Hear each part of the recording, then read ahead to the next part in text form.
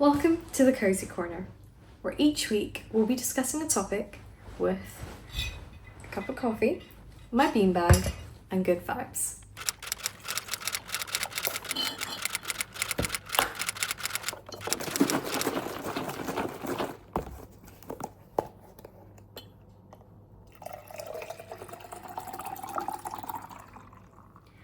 So this week we'll be talking about the Let Them Theory, a literal book about letting people be themselves, but more importantly, letting you be yourself and not letting anyone else's actions dictate your own.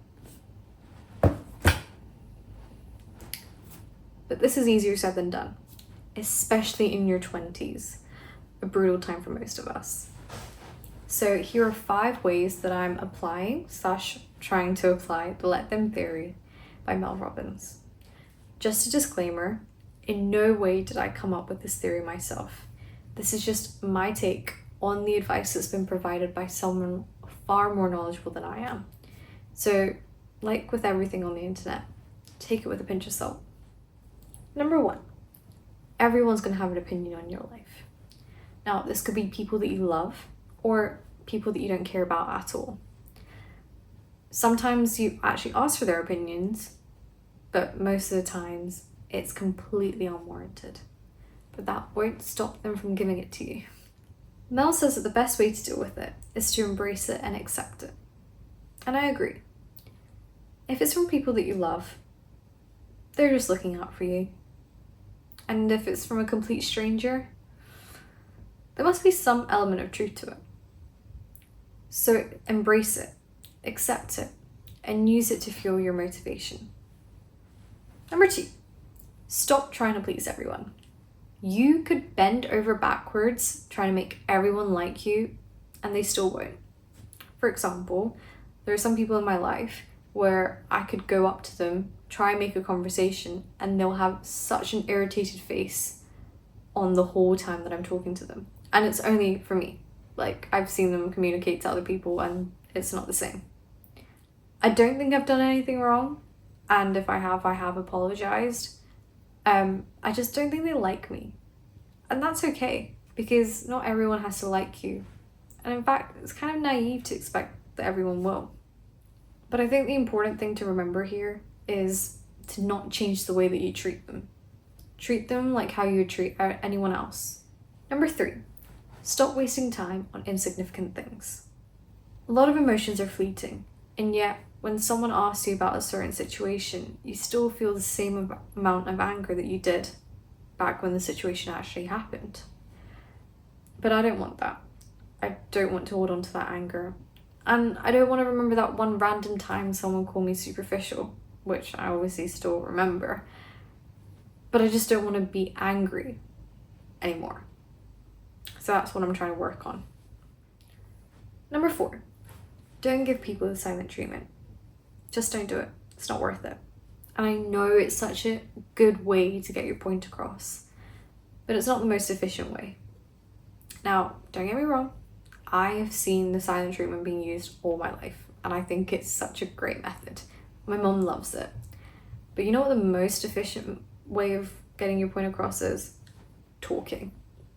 And I know that sounds so primary school, like talk about your emotions, work things out. But you know what? It works. And we don't change the way that we add numbers just because that's something that we got taught as a kid. So why change this? Mel says that the people who give others silent treatment might be emotionally immature, or they are unable to articulate their emotions well. Now, I don't think that's completely true. Like, it can be true, don't get me wrong, but I think it's mostly because it's such an easy way to get your point across. But that's what makes emotions, or dealing with emotions, hard and challenging. So that's also something I'm trying to work on. Number 5, use people as inspiration. Now, I mean that in 2 ways. Firstly, use their success as a formula. You can sit there being jealous about what they've achieved or what they've done and how you haven't been able to do the same. Or you can use their formula or their success to make it easier to reach your own goals. Social media doesn't only have to be seen in a negative light. There's so much content out there. Outfits, makeup, workouts. So many talented people have put content out there to help you. So my second way that I mean to use them as inspiration is to use them as fuel to improve yourself. And I'll give you an example. There are some people in my life that talk to me as if I'm stupid.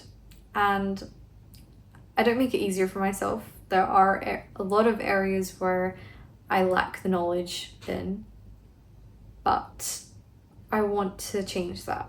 I want to stop all these condescending tones and like patronizing sentences. I want to use my free time to learn about anything and everything just so I can stop that. Everything that I've said so far are areas where I want to improve myself for myself. I think that's the most important part of this video, is that we put a lot of emphasis on what other people think of us and how we can change to look better in their eyes. But the most important thing is to have respect for ourselves and the way that we behave. And so these are just 5 ways that I think that I can improve myself so I have more respect for myself. So that's it for this week's Cozy Corner. These were 5 ways that I'm applying the let them theory. I hope you found this video helpful, and comment down below how you're gonna apply or how you're already applying the theory yourselves. Bye!